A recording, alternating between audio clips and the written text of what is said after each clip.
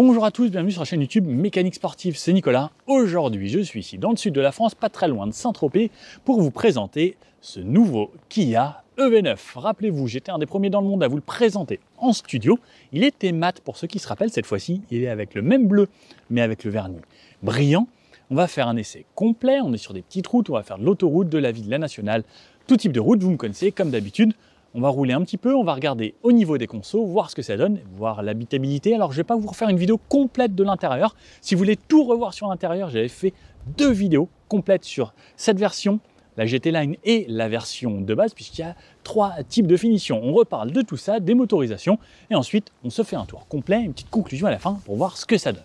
Alors le Kia EV9, il est disponible en 3 finitions. On aura soit la version EV9, soit la version Earth, soit Planète, soit la GT Line comme on a aujourd'hui. Toutes les versions qu'on essaye aujourd'hui, ce sont des GT Line, donc la version la plus optionnée. La première finition commence, elle, à 73 000 €. Ensuite, la Earth à 78 000 €. Pour la version GT Line, c'est 86 000 €. Au niveau de la batterie, on a une batterie de 99 kWh, 99,8, on peut dire 100 kWh, ce qui commence à faire une bonne taille de batterie, mais pour ce genre de joujou, ça reste plutôt important. Au niveau de la recharge, on peut recharger jusqu'à 240 kW. En 15 minutes, on récupère l'équivalent de 239 km lorsqu'on est vraiment sur le pic de charge. On se fait en gros un 10 à 80% en environ 30 minutes. Alors c'est un petit peu plus long que la EV6 par exemple, puisqu'on a une batterie quand même beaucoup plus grosse, quasiment 100 kW cette fois-ci. Au niveau des motorisations, on a soit une version propulsion qui fera elle 204 chevaux, soit cette version 4 roues motrices qui fait elle 385 chevaux. 2 moteurs, un moteur à l'avant, un moteur à l'arrière, à privilégier si par exemple vous êtes sur la montagne, des routes où il y a un petit peu plus de difficultés, ça restera toujours un vrai plus d'avoir un 4 roues motrices. La première version avec le simple moteur, elle aura un 0 à 100 en 9 secondes 4, une vitesse maximum de 185 km/h et celui-ci 6 secondes 5, ce qui reste quand même plutôt vraiment correct, hein, c'est les performances d'une petite GTI, et une vitesse maximum, celui-ci relevé à 200 km/h. On a parlé batterie, j'y reviens un petit peu, on a des nouvelles cellules et des nouveaux modules, 38 modules à l'intérieur, 456 cellules. On a également le V2L, ça s'appelle le véhicule to load, ça veut dire que je peux brancher un adaptateur sur cette voiture pour recharger d'autres choses en extérieur ou alimenter, par exemple faire un concert, une sono ou ma maison, si par exemple il n'y a plus d'électricité, comme c'est le cas en ce moment malheureusement pour certaines personnes.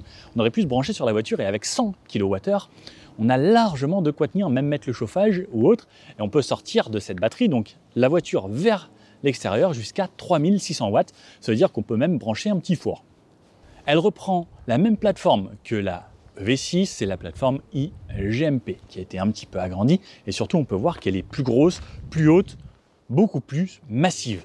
5,01 m de long pour cette voiture, 1,98 m de large sans les rétroviseurs et 1,75 m de haut.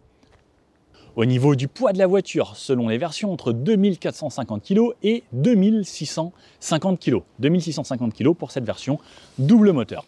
On n'a qu'une seule batterie, c'est celle de 99,8 kW. Cette voiture, pour la version 4 roues motrices, elle peut tracter jusqu'à 2500 kg si on a une batterie supérieure à 35%. Alors je ne sais pas ce qui se passe si on a moins de 35%, je pense que ça tirera quand même, mais peut-être avec plus de difficultés. Ce qu'il faut savoir, c'est que selon les pays, on peut avoir la conduite de niveau 3 avec des capteurs à lidar. Je vous l'avais montré sur la présentation statique, on était en Allemagne. Eux, en Allemagne, ils ont le droit à la conduite de niveau 3, c'est-à-dire qu'on ne touche vraiment plus à rien, la voiture se débrouille toute seule. À l'intérieur, on va voir quelques nouveautés, comparé à l'EV6 par exemple, qui avait un peu les mêmes technologies, mais là on a 3 écrans au lieu des 2 habituels, et surtout on a le choix entre 6 et 7 places. J'ai la version 6 places aujourd'hui, surtout avec les sièges arrière qui se retournent, qui pivotent sur eux-mêmes, qui peut faire une sorte de table de conférence à l'arrière. Au niveau des jantes, on a le choix à partir du 19 pouces jusqu'au 21, donc 19, 20, 21 pouces. On est équipé aujourd'hui en 21 pouces, vous allez voir sur le côté, avec des pneus gigantesques. Le CX est ultra travaillé pour cette grosse machine, un CX de 0,28, ce qui est plutôt impressionnant. Elle sera disponible en 5 couleurs, dont ce bleu qui est disponible comme ça en mat, une sorte de beige, blanc et je vous laisse regarder sur le configurateur si ça vous intéresse. Sur la partie avant, donc on la voit, elle est vraiment massive. Regardez la hauteur du capot, c'est quand même assez impressionnant. Moi, ça m'arrive au niveau des côtes. Donc, un pare-brise qui est quand même plutôt droit, là où on a des barres de toit. Quand on redescend ici, on peut voir qu'on a des rétroviseurs traditionnels sur cette version, mais on peut également avoir des rétroviseurs à caméra, comme vous pouvez le voir ici avec la caméra qui est intégrée directement sur la porte ensuite. Ces petits rétroviseurs, ça jouera également sur le CX, ça peut faire gagner jusqu'à 3-4 km sur une recharge complète. Donc on a les répétiteurs. Ici, on a une partie un peu biton, pas vraiment sur toute la partie haute, mais sur l'intermédiaire. Tout le long, avec juste un petit trait qui vient se fondre sur cette ligne, mais sinon vraiment très simple avec le nouveau logo qu'il y a ici et toujours cet avant qui tombe un petit peu et qui vient verticalement ensuite sur ce bandeau qui amène jusqu'au phare avant. Alors des phares avant que je n'avais jamais vus auparavant. Vous avez vu, en plus je fais des rimes maintenant dans les vidéos. Regardez ces petits points LED, on a 2, 4, 6, 8, 10, 12 LED indépendantes. Donc on a bien sûr également des feux qui détournent, qui s'allument automatiquement, plein phare automatique et avec une nouvelle signature lumineuse avec cette sorte de Z ici. Ça définit vraiment le style de cette voiture. Et franchement, j'aime beaucoup. Et le clignotant, ce sera cette partie ici qui s'allume. Ensuite, tout est plein, voiture électrique, donc le but c'est que l'air glisse le plus sur le côté possible et au niveau des entrées d'air, on peut le voir juste ici, bah tiens, justement elles se sont ouvertes ici, les grilles, pour pouvoir aller refroidir la batterie ou le système de climatisation. Sinon, ces grilles se referment également lorsqu'il n'y a pas besoin pour jouer également sur l'aérodynamisme et faire en sorte que l'air aille bien sur les côtés. On retrouve petites entrées d'air ici qui rentrent là et qui viennent ressortir dans les arches de roue. Ça, c'est pour créer des rideaux d'air sur le côté et bien guider le flux d'air pour également jouer sur le CX. Sous ce capot, on retrouve un Frunk 90 litres sur la version propulsion, 52 litres sur cette version aujourd'hui qui est en 4 roues motrices, donc plus petit car il y a également un moteur sous ce coffre ici. Ensuite, on retrouve des caméras à l'avant, des caméras sur les côtés et à l'arrière. On a une belle panoplie de caméras 360 degrés qui sont toutes en HD, ce qui offre une très bonne visibilité tout autour de nous. Un peu plus bas, on retrouve des capteurs ici pour les aider à la conduite de niveau 2 couplée avec les caméras là-haut. Et comme je vous disais, on peut avoir jusqu'à la conduite de niveau 3 si on a les lidars intégrés directement dans la partie avant. Bon alors, sur le côté 5,01 m, il en faut du temps pour traverser cette voiture. C'est quand même assez... Oh, j'ai oublié un truc dans le coffre. Ah, c'est quand même assez long. On peut voir c'est également très carré, hein. Des formes plutôt américaines, on a l'impression vraiment d'avoir une voiture bien statutaire. On a au niveau des lignes, pareil, des lignes bien droites. Ensuite, là ici c'est très simple, et là ça retourne bien droit. Pareil, sur le haut, là cette ligne est parfaitement droite, il n'y a pas d'arrondi ou autre, pas de vague, là c'est pareil, c'est ultra droit. Bah, c'est quand même assez impressionnant, même au niveau des jantes. Ils se sont dit on va faire des jantes aussi carrées. Alors il y a des petits arrondis, comme de temps en temps on trouve des arrondis, des jantes plutôt pleines. Alors le fait que ce soit plein, ça joue également sur l'aérodynamisme, c'est un petit peu comme toutes les marques qui se créent des aero wheels. Le fait que l'air ne rentre pas dans les roues, ça évite un petit peu, c'est comme quand on met sa main par la fenêtre sur l'autoroute, s'il n'y a rien qui bloque et que on laissait sa main comme ça aide la voiture à rouler un petit peu. Des poignées affleurantes partout. Alors le petit reproche que je pourrais lui faire, c'est par exemple celle-ci est ouverte là. Si je veux ouvrir celle-là, en fait, je peux pas directement, il faut que je redéverrouille à la clé ou que la personne déverrouille à l'avant pour ensuite pouvoir ouvrir le reste. C'est le petit reproche que je pourrais faire. On retrouve des barres de toit sur la partie haute, cette partie en noir ici, donc plus de chrome non plus sur ces voitures, et une partie basse également en noir. On retrouve cette partie qui vient rejoindre les arches de roue également, tout est peint. Pas de plastique apparent, c'est quand même un petit peu plus joli, heureusement, sur cette finition GT Line, parce que ça vaut quand même 86 000 €. Et franchement, au premier abord, déjà de l'extérieur, on peut se dire, ok, c'est une voiture qui a l'air plutôt sympa. On retrouve des freins à disque à l'avant comme à l'arrière, et comme je vous disais, aujourd'hui, on est monté en 21 pouces avec des pneus de 285 de large. 285 de large, pour vous faire une idée, une GT3 RS, je crois que c'est la même monte, une GT3 RS. Alors avec des pneus à taille basse, mais on est en 285 à l'avant également. Ouais, ça devrait plutôt bien tenir. Sur l'arrière, long béquet ici un petit peu plongeant et quand même plutôt aérodynamique et bien travaillé. Tout en haut, l'antenne type requin. Le troisième feu stop à LED ici avec ce long bandeau. Et également, on retrouve sur l'arrière, caché juste ici, une caméra, puisqu'on peut avoir le petit miroir à l'intérieur, le rétroviseur central, en caméra également. L'essuie-glace est caché juste ici, ça fait plaisir de quand même la voir, et surtout qu'il est bien caché, j'aime bien ça chez Kia. Le nouveau logo. Également sur le côté, cette sorte d'étoile de ninja. Je trouve ça plutôt sympa. Et les clignotants en LED également. Pas défilants sur cette voiture. Sur l'arrière, c'est comme l'avant, c'est assez simple. Des parties très lisses, très longues. Et ensuite, un biton également. On retrouve ces parties en noir brillante. Le petit rappel GT Line et EV9 là-bas, noté comme la EV6 ou avec la même typographie que les Sportage ou autres qu'on retrouve de nos jours.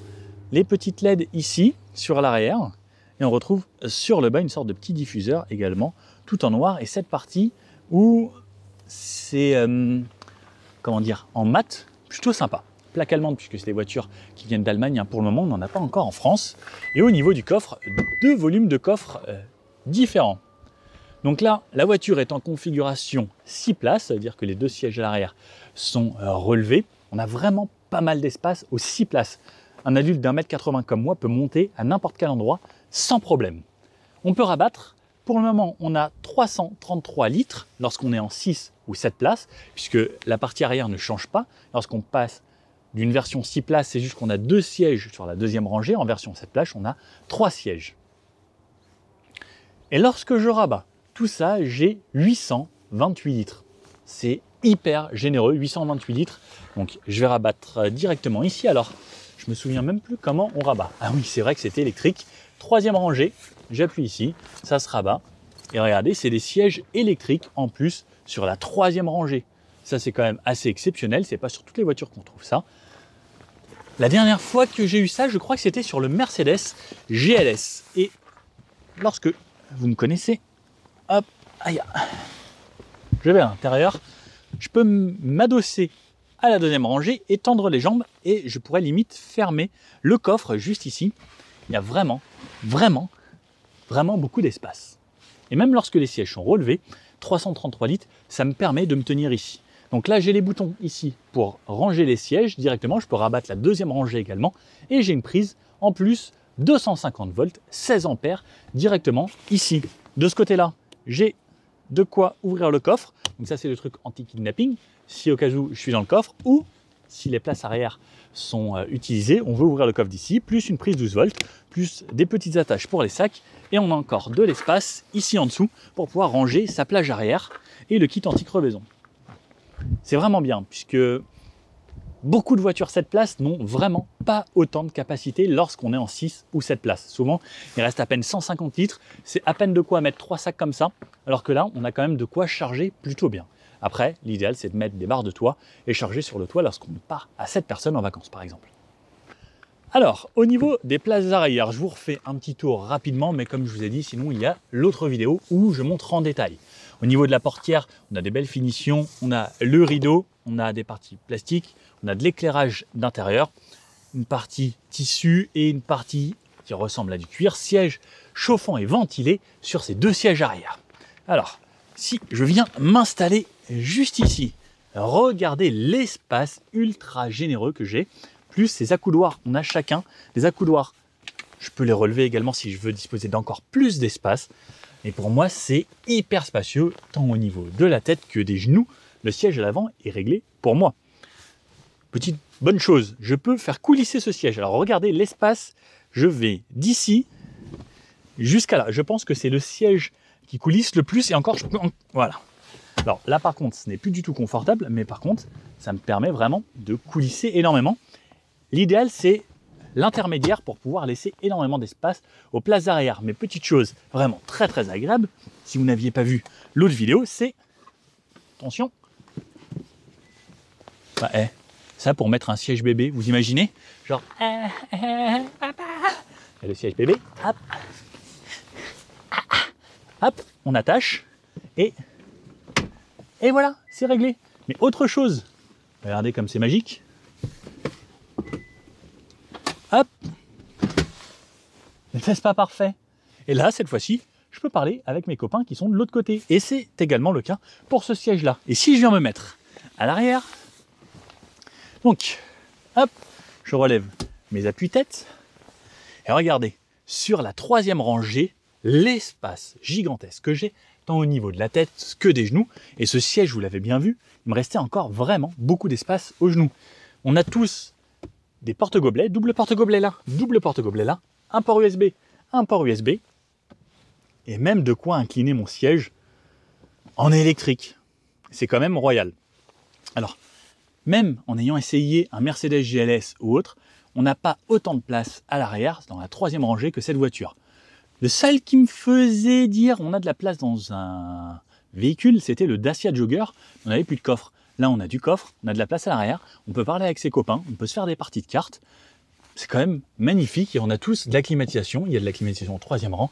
On a de l'éclairage LED juste ici, des sièges qui sont franchement très agréables. On a même des fixations Isofix sur les 2 sièges au bout, plus ces 2-là. Ça veut dire que vous pourrez mettre jusqu'à 4 sièges bébé. Ça, c'est quand même vraiment parfait. Bon, il ne me reste plus qu'à aller me balader. Et puis, ah oui, on a le petit rack qui avance, on a de la lumière, on a des rangements ici. Bah, franchement, c'est plutôt pas mal. Et même une sorte de... Alors, petit toit panoramique. J'aurais bien aimé un énorme toit panoramique. Mais comme on a les commandes de clim là-haut, c'était pas possible. Bon, allez, je vais vous montrer l'avant, vite fait. Et ensuite, on va l'essayer. Allez, c'est parti pour l'intérieur. Donc, ces poignées ici, vraiment très carrés également, hein, comme beaucoup de choses sur cette voiture. Hop, la portière, donc avec cet intérieur ici, effet cuir, mais ce n'est pas du vrai cuir, tout comme là. Là, on peut le voir qu'il y a des LED à l'intérieur, vous voyez que c'est rose. On peut le voir également ici sur le bas, et pareil pour les portières arrière. Sono Meridian Surround, vraiment le son est plutôt qualitatif. Et ici, on a tous les réglages pour le siège. Siège massant, volant chauffant, siège ventilé, siège chauffant et les mémorisations sur 2 positions. Un petit bout de Meridian également avec les petits tweeters. Voilà, quelque chose d'assez simple. Au niveau des sièges, donc on peut voir, on a tous les réglages. On a vraiment un siège au top du top. Et en plus, on a même cette fonction-là, regardez, avec le siège qui s'allonge. Et puis, on a même cette partie ici qui peut se relever si l'on souhaite. Là, je le remets bien. Siège GT Line avec cette partie blanche que je trouve très très jolie. Et ça, c'est les meilleurs appuis-têtes au monde. Ils sont en filet comme ça, c'est hyper agréable. Siège ventilé, chauffant comme je vous l'ai dit, GT Line, gros repose-pied ici, pédale avec le plus et le moins, ça je trouve ça très sympa. Simple, la boîte à fusibles, le frein de parking ici, ouvrir la trappe de recharge, j'appuie 2 fois, j'ouvre le coffre à l'avant, je reste appuyé ici, j'ouvre le coffre à l'arrière, et là je désactive le SP. Le volant, comme vous pouvez le voir, réglable électriquement, vraiment, voiture plutôt premium. Allez, je viens m'installer à l'intérieur. Je vais me reculer au maximum. Et je recule. Donc pareil, hein, je peux être quelqu'un de très grand pour conduire cette voiture. Allez, je viens fermer ma portière. Voilà à quoi ressemble le point de vue conducteur. Donc volant. Alors cette partie est très plane. On a l'impression que là c'est hyper géométrique. Je trouve ça vraiment sympa. Le nouveau logo Kia, je trouve qu'il amène énormément de modernité. En bas, on retrouve les drive modes. Drive mode, on a donc le mode Eco, Normal, Sport et My Drive. On peut voir en Eco 305 km qui me reste. En mode normal, il me reste 296. En mode Sport, 287. Donc on voit qu'il prend en compte un petit peu la puissance. Et le My Drive, c'est moi qui le personnalise. Ensuite, on a le terrain de mode Snow, Mud et Sand selon les versions. Comme on a la version 4 roues motrices, ça permettra d'aller sur tout type de terrain. Sur la gauche, comme d'habitude, chez Kia, on retrouve de ce côté-là les aides à la conduite, le régulateur limiteur, faire défiler les informations ici sur l'écran, avec la navigation et autres, et surtout les consommations, comme vous pouvez le voir là, sur 131 km, 23,3 kWh au 100. Activer, désactiver, moins vite, plus vite, faire défiler les infos du menu ici, la distance avec le véhicule qui me précède et le centrage de voix, donc avec la conduite de niveau 2 ici. De ce côté-là, on a les modes pour la radio, la commande vocale, changer de musique, le son, plus ou moins fort, et une touche favori également ici, avec la commande pour décrocher ou raccrocher au téléphone. Derrière le volant, on retrouve des palettes moins ou plus, donc là ce qui est très bizarre, c'est qu'on a le plus sur la gauche, et on peut aller jusqu'au e-pédale. Et ensuite, si je désactive, j'ai 1, 2, 3 levels. Level 0, donc qui est sans récupération, roue libre. Level 1, petit freinage. Level 2, donc là, on le retrouve là-bas. Level 3 et e-pédale qui va aller jusqu'à l'arrêt lorsque vous relâchez la pédale d'accélérateur. Ici, on a une petite caméra avec de l'infrarouge pour détecter votre attention. Derrière, on retrouve les commandes pour les phares. On a toujours auto, les veilleuses, les feux de croisement ou éteints. Auto, ça ira très bien. Et de ce côté-là, c'est les essuie-glaces. L'écran donc ressemble à ça. Et comme je vous ai dit, on a 3 écrans maintenant. 1, 2 ici, 3. Celui-ci sera réservé à la climatisation. Ce qui est bien, c'est qu'on a toujours la clim ici en tactile également. De ce côté-là, on a toutes les infos dont on a besoin. Et de ce côté-là, le conducteur a lui ses infos dont il a besoin. Quelque chose de très simple ici. Et également, on a même l'affichage tête-haute. Alors, je ne sais pas si vous voyez là, mais c'est bien pratique. Le volant, je vous ai montré. Et ensuite, derrière le volant, on a ça. Cette partie ici où parking. J'appuie ici, je suis en parking. Drive, je vais vers l'avant. Je tire vers moi, je suis en reculé. Et en reculé, comme je vous disais, ça m'active des caméras 360 degrés. Et également, cette version-là. Alors, dommage qu'il ne soit pas en bleu, mais on a la version externe. Alors ça, j'adore avec les caméras 360. C'est vraiment super. Et je rappuie sur parking. Et là, je suis en parking, je peux relâcher. Donc, l'affichage tête haute. On a de la sono là. On a une sorte de cuir ici également. Le bandeau en LED qui fait le tour. Je trouve ça vraiment joli. Avec cette partie tissu, c'est mix de matière. Regardez, c'est pareil. Avec ça, ce mix de matière ici, on a des petits triangles avec ça plus ça. C'est vraiment sympa. 2 aérateurs au centre, les aérateurs ensuite complémentaires sur les côtés. Au centre ici, on a énormément d'espace. On a un plancher plat comme c'est une voiture électrique.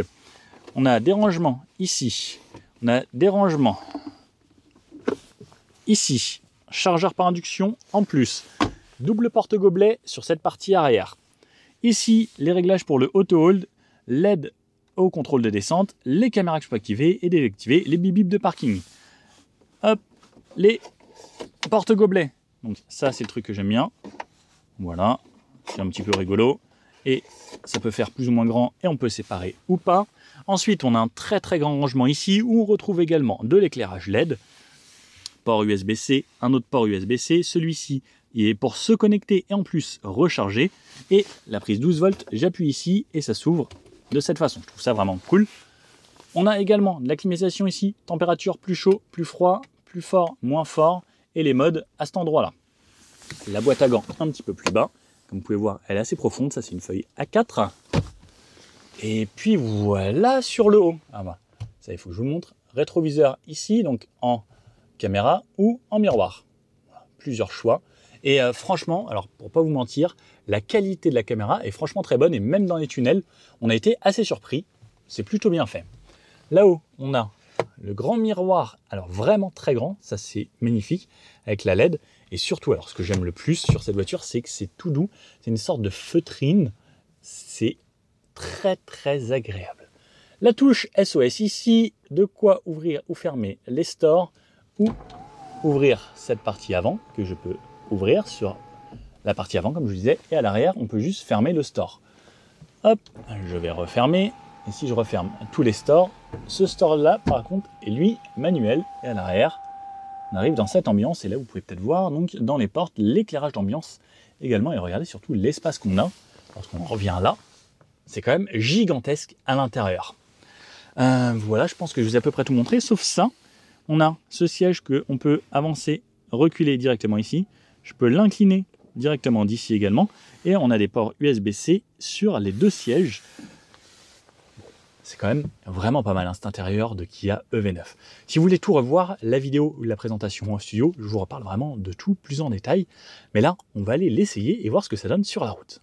Bon alors, c'est parti à bord de ce EV9. J'ai été rejoint par Jalil, mon collègue qui travaille pour l'Automobile Magazine. Qui nous fera un super bel article sur Automobile Magazine. Je vous invite à aller lire cet article de Jalil. Bon, donc on est parti dans cette voiture gigantesque. On se croirait aux États-Unis presque. On a une voiture énorme. D'ailleurs, c'est le marché américain qui va être principalement client de cette voiture. On va en avoir peut-être un petit peu également en Europe. Mais c'est vrai que pour se garer dans les petites rues de Paris, ça peut être un peu compliqué, mais on sent tout de suite qu'on a de la place. Là, on a les petites bandes. Oh, c'est confortable là sur ces bandes. Ça a l'air, ouais. Parce que ça, d'habitude, ça secoue énormément dans la voiture. Non, là, c'est bien filtré. C'est incroyable. Alors, il faut prendre bien.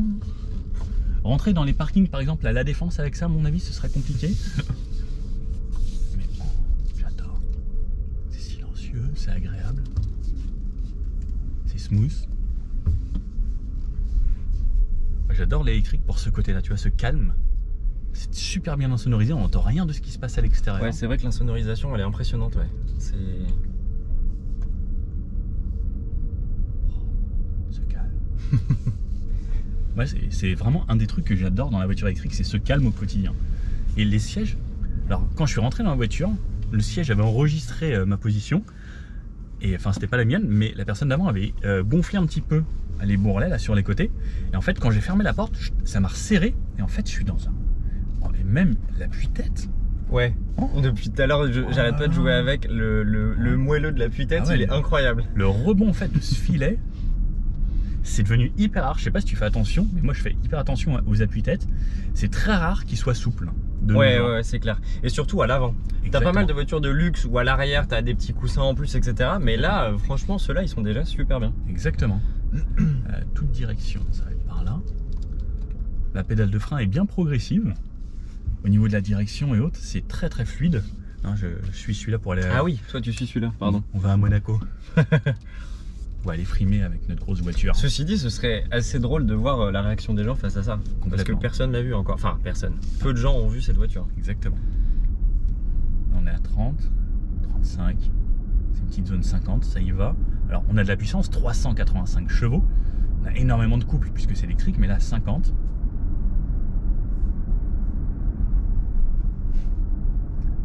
Franchement, pour moi, ça n'a rien à envier à une voiture allemande luxueuse.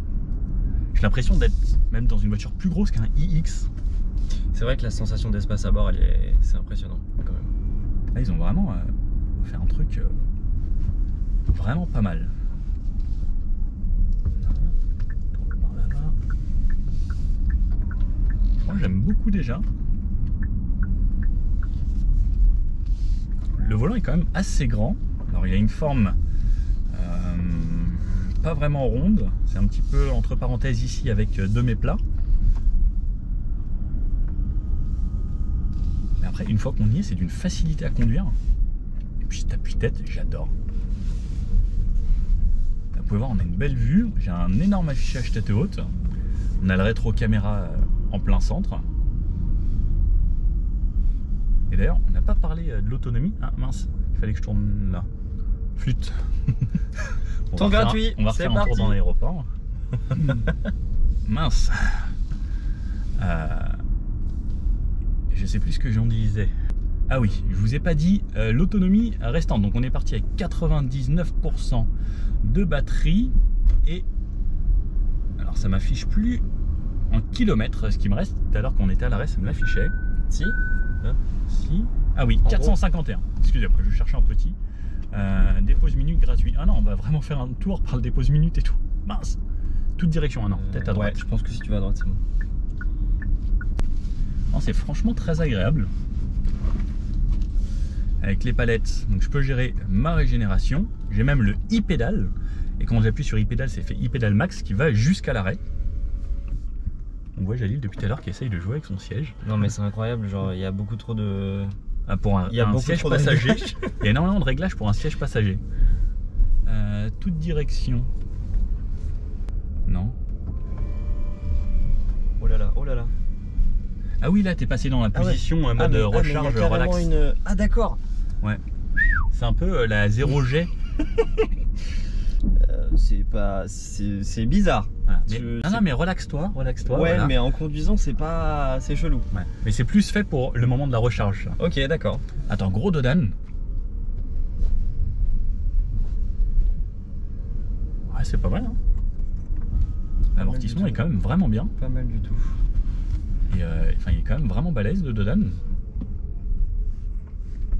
Bah, en tout cas, là, pour ces conditions, ouais, je trouve ça vraiment bien. Et alors ce qui est bien, c'est que j'ai activé également le centrage de voix.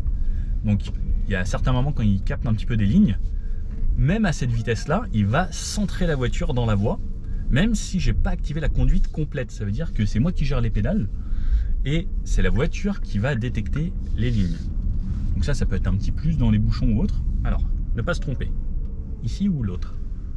Autoroute. Autoroute ouais. A8. Impeccable. Parce que le but c'est de vous faire de l'autoroute, c'était pas prévu sur le chemin, on va faire un petit détour. Et niveau accélération, oh, ça marche bien. Pour une voiture aussi lente, c'est pas mal. Hein. Bah ouais. En fait, on se rend pas compte, mais quelqu'un qui doit voir cette voiture décoller comme ça de l'extérieur doit se dire il vient de se passer quelque chose de pas normal. Parce que au niveau de la physique, normalement, un engin comme ça accélère progressivement. Alors que là, ça marche quand même un petit peu. Et on est en drive mode normal. Donc au niveau des drive modes, comme je vous disais, donc on a plusieurs drive modes. On a le Eco, Normal, Sport et le My Drive qu'on peut personnaliser. Merci monsieur. Et déjà en mode normal, ça marche quand même pas mal. Hein.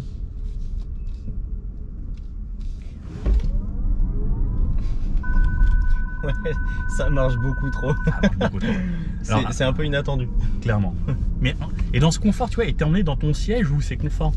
Et c'est en plus, t'as ton petit appui-tête, tu sais, t'es là qui vient gentiment te soulager ta nuque. Moi, j'aime beaucoup. Franchement, c'est très agréable. Bon, j'aime bien tester les trucs. On va passer sur des petits pavés là sur le bord de la route.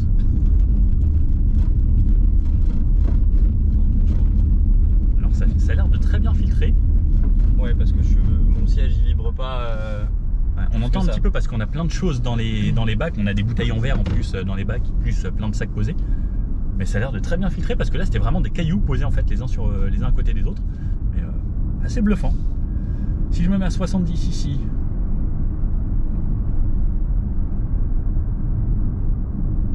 c'est hyper silencieux. Ouais. On entend très légèrement des bruits de roulement, mais ce qui est normal. On a quand même des pneus qui sont adaptés justement pour faire moins de bruit. Mais bonne surprise, franchement. Enfin, c'est pas forcément une surprise parce qu'on s'attendait à ce que ce soit quand même vraiment bien. Déjà, la Kia EV6 c'était déjà une super voiture. Donc la EV9, il fallait absolument que ce soit mieux. Et je pense que là, ils ont réussi un petit peu ce qu'il fallait faire, quoi. Et on va aller s'insérer sur l'autoroute, puisque vous me connaissez, je vous fais toujours tout type de route. Quand vous voulez, les clignotants. Ouais. Non, je crois qu'en France, on n'est pas obligé. Enfin, de ce que j'ai compris.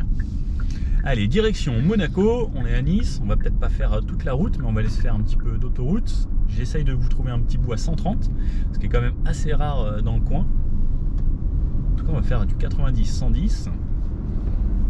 Alors, pour s'insérer, vous vous en doutez, bon, ça y va forcément très bien. On va commencer par 90 km/h. Alors, activer les aides à la conduite. Là, 90 s'il te plaît. 90, centrage de voie. Comme d'habitude, moi j'adore les aides à la conduite. Je sais pas ce que t'en penses toi des aides à la conduite. C'est marrant, moi c'est l'inverse. D'accord. En général, je suis la personne qui rentre dans une voiture et qui désactive tout. Enfin okay. Tout, j'exagère, mais tout ce qui est centrage dans la voie, etc. J'ai beaucoup de mal. Et, mais du coup, je suis curieux de voir si le régulateur de vitesse est assez fin, assez smooth, etc. Ou s'il est un peu brutal, auquel cas moi je l'utiliserai pas. Mais s'il est assez fin, ça peut le faire. Moi personnellement, j'adore. Là par exemple, pour ce genre de route, je trouve ça hyper agréable. Donc là à 90 par exemple, c'est bien insonorisé même par rapport à l'extérieur. Ouais, c'est vraiment pas mal. On n'est pas sur le meilleur des goudrons en plus, là on est quand même sur les goudrons qui sont un peu gris, qui sont un peu vieux. Franchement c'est très bien insonorisé. À 90 la voiture reste bien au centre de sa voie. On va se mettre 110. Donc là je vais monter, ça monte de 10 en 10. Je reste appuyé, alors c'est pas hyper réactif. Clignotant. J'ai toujours ma petite caméra qui s'allume ici. Donc ça c'est un truc que j'adore chez Kia et chez Hyundai. Donc eux ils sont à 105. Ouais, 105. Franchement entre 90 et 105. Il n'y a pas vraiment de différence en bruit, hein. C'est pas mal. Quand même... Je m'attendais à beaucoup plus de bruit d'air vu le profil de la voiture parce que c'est quand même très carré, c'est un gros parpaing, mais au final ça va, c'est pas mal. Franchement. Et puis toujours donc mes aides à conduite. Je suis assez bluffé parce que même le camion et autres, on entend vraiment très peu. Ouais. En plus, on a le toit vitré à l'avant, à l'arrière. Le toit participe en plus souvent à faire en sorte qu'il y ait un petit peu plus de bruit dans l'habitacle. Eh bien, pas là. C'est une bonne voiture pour faire de la route. Il faudrait voir ensuite sur un essai un petit peu plus long sur autoroute ce que ça donne niveau autonomie. Parce qu'on a quand même une batterie de quasiment 100 kWh, ce qui est énorme. Proportion de la voiture. Et tiens, il y a un péage, on va pouvoir se faire un petit 0 à 100. Ça passe. Vous êtes prêts? Allez, 1, 2, 3. Ça part bien. 40, 50, 60, 80, 90, 100. C'est plutôt efficace. Carrément. On va rester par là. Alors j'adore vraiment ça, les avertisseurs d'angle mort comme ça. Je trouve ça vraiment top. Watch out, vehicle on shoulder ahead. Merci Waze. Et puis même en montée et autres, il y a du répondant tout le temps, il y a du couple. Il y a tout ce dont on a besoin en fait. Bon, on arrive dans un tunnel, ça va pouvoir vous permettre de voir un petit peu l'ambiance intérieure. On a bien sûr l'allumage automatique des feux. Et on a cette petite planche de bord ici qui est entourée avec une LED qu'on peut bien sûr personnaliser au niveau des portes également, dans les bacs de porte et sur les côtés. Bon, simple, efficace et au moins ça mène une petite touche sympa. Il y a un monsieur en moto qui se fait plaisir. Bon, vous connaissez la chaîne, test rond-point, on va tester en même temps le maintien dans les sièges. Alors là moi je sens que je suis bien maintenu ici, surtout jusqu'aux côtes. On va prendre un petit peu de rythme. Alors on sent qu'on a quand même un gros bébé, mais c'est pas déconnant. On sent que ça sourire un peu, mais que tout de suite en fait l'ESP vient se dire non non déconne pas trop. En fait les assistances reviennent très vite. Ah non je crois que c'était pas par là qu'il fallait. Non je me suis trompé, Jalil. Eh ben direction Monaco. Non bah on va faire un demi-tour quelque part par là. Au pire bon on va faire un petit tour à Monaco. Mince, ça perdote. Bon, en tout cas comme vous pouvez voir ça tient plutôt bien, on sent quand même qu'il y a du poids. On verra ensuite sur des petites routes de montagne. Et c'est plutôt agréable franchement. Et ça reste dans tous les cas assez confortable. Petit bout à 130, donc pour s'insérer 80 à 100 c'est très facile. Bon, il y a toutes les aides à conduite, hop, pour accélérer. De 90 à 110 c'est très facile. Bon elle bip parce que j'ai un peu collé celle de devant. Et 110 à 130 ça relance quand même plutôt bien. Allez, à 130 on se remet à droite. On a très légèrement des bruits du vent. C'est franchement léger. Et c'est plutôt agréable. Hein. Franchement, alors il faut déjà ralentir à 70 en plus. Watch out, object on road ahead. D'accord madame. Mais enfin pour le petit bout qu'on a fait, franchement, Non, les bruits de roulement très bien contenus. Non, c'est une voiture qui donne envie de faire de la route franchement. C'est important dans une voiture comme ça en plus je trouve, parce que comme tu as vraiment beaucoup d'espace à l'intérieur, si tu veux dialoguer un peu avec les gens qui sont derrière toi, c'est cool de pas être envahi par trop de bruit d'air, de bruit de roulement et tout, donc Complètement. ouais, ils ont bien géré leur truc. C'est hyper agréable. Et puis bah comme d'hab, hein, je vous laisse conduire. Et là on va. Attends, là je la touche un peu, on va voir si elle prend bien les courbes. Elle se débrouille pas mal. Ouais. On est pas mal, parce qu'elle va ralentir bien comme il faut. J'ai toujours touché à rien. Regardez les mains sur le volant, je la touche un peu. Et puis c'est smooth en plus. Ouais. Dans une grande courbe comme ça, souvent ça déconnecte. Là, pas grand chose à dire. Hein. Franchement, elle se débrouille super bien. Mon petit joujou. Bon, à voir maintenant sur un essai plus longue durée. N'hésitez pas à me dire dans les commentaires si ça vous tente que je fasse par exemple un Paris-Nice avec, voir ce que ça donne sur de la longue autonomie. Et d'ailleurs, quel type d'utilisation vous avez pour ce genre de voiture. Est-ce que vous faites vraiment beaucoup de longs trajets avec vos voitures électriques, ou si vous passez à l'électrique, ou est-ce que vous êtes plutôt, bah non, ça va être ma voiture du quotidien, et pourquoi pas de temps en temps faire des longs trajets où là, l'autonomie de 500-600 km c'est pas forcément utile ou ultra importante. Par contre des fois c'est vrai que tous les bip bip c'est un petit peu intrusif, mais moi je sais que j'utilise beaucoup en région parisienne, et pour des longs trajets c'est assez rare, donc si je dois m'arrêter aux bornes Unity pour faire des supercharges, bon, pourquoi pas, surtout que celle-ci elle recharge quand même très vite. Bon alors, en mode dynamique, on va voir ce que ça donne ce gros bébé. Bon, ça accélère plutôt bien, là j'y vais franchement à la cool. On a toujours cette impression de c'est quand même assez violent. Alors par contre quand on arrive vite dans une courbe, on sent que la voiture s'appuie quand même, hein. On sent le poids, et plus c'est raide, plus on se dit ah ouais quand même, il y a un petit peu toutes les affaires qui bougent dedans. Après on a quand même une bonne tenue de route, puisqu'on a des pneus en 285 aux 4 coins, ce qui est quand même assez gigantesque, et non, ça y va franchement bien. Et sur des petits enchaînements.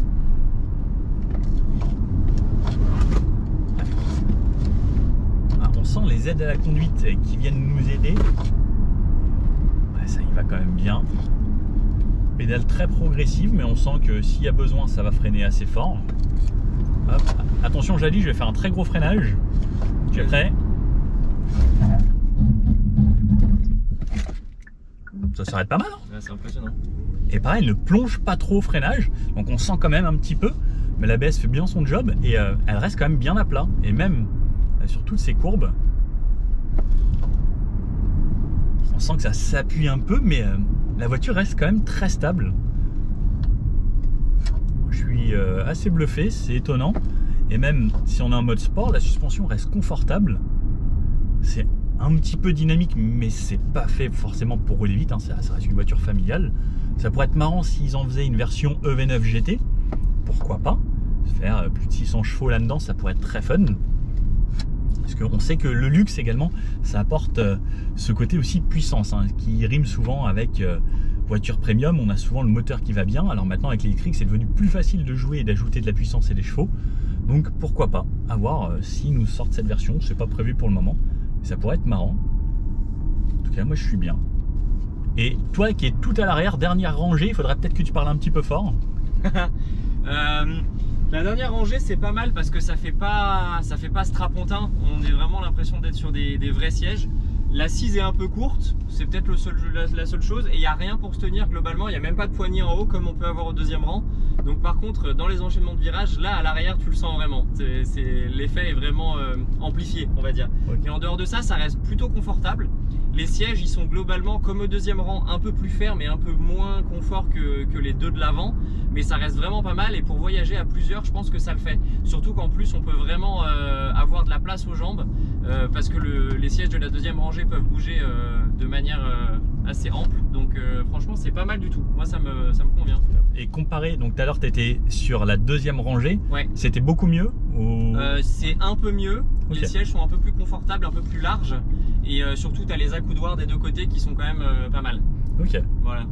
Mais donc au final, pour même 6 adultes, la voiture est franchement c'est gérable, largement. Et surtout, l'avantage, c'est qu'en plus, tu as quand même un coffre qui est encore à peu près décent malgré les 6 places.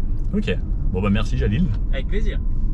Et voilà, donc voilà. On a vraiment toutes les conditions. Et puis en 6 places, bah, ça passe quoi. 6 adultes sans problème, comme je vous ai montré également au début. Et puis là, on peut le voir que même sur route, bah, ça reste franchement agréable. Bon alors, au final, ce Kia EV9, qu'est-ce qu'on en pense? Eh bien, franchement, je trouve que c'est une très très bonne voiture. C'est confortable, c'est familial, c'est spacieux. Même avec 6 places ou 7 places, il reste quand même un petit peu de coffre. C'est agréable à conduire. Niveau consommation en électrique, bah, j'ai pas trouvé ça extravagant vu le poids et la taille de l'engin. Niveau look, alors il n'y a pas à dire, hein, c'est comme le V6. Quand c'est arrivé, on était là, waouh! Et bien là, c'est pareil. Hein, la première fois que je l'ai vu, je me suis dit, waouh! Et bah, plus je le vois, plus je me dis, waouh! Enfin, c'est quand même un sacré bébé. On affirme son style. Et clairement, pour un 6 ou 7 places, je trouve que c'est une des voitures les plus spacieuses actuellement sur le marché. En tout cas, en Europe, il y en a très très peu. Même de mémoire, hein, le Mercedes GLS, il n'y avait pas autant. Le Renault Espace, qui coûte quand même aussi assez cher de nos jours, hein, il n'y a pas autant de place. Et bah, là, on a quand même une voiture électrique avec une batterie de 100 kWh. Pour le quotidien, je pense que c'est quand même largement agréable pour emmener les enfants à l'école ou faire tous ces déplacements du quotidien. On peut quand même partir en vacances avec une recharge très rapide jusqu'à 240 kW. Ça recharge vraiment vite. Architecture 800 volts sur ces batteries, comme depuis la Kia EV6. Je pense qu'ils ont fait vraiment un très gros bond en avant. Et puis là, ils nous prouvent encore qu'ils savent y faire. Donc, franchement, bravo. Bon, si vous avez bien aimé cette vidéo, le petit pouce bleu comme ça, n'hésitez pas à vous abonner. On est très bientôt 100 000 personnes sur la chaîne. Je vous remercie et peut-être que quand vous regarderez cette vidéo, on sera déjà 100 000. Merci encore. N'hésitez pas à vous abonner, ça m'aide énormément à faire ce genre de vidéos et être dans les premiers dans le monde à pouvoir se présenter ce genre de voiture. Allez, à bientôt. Ciao!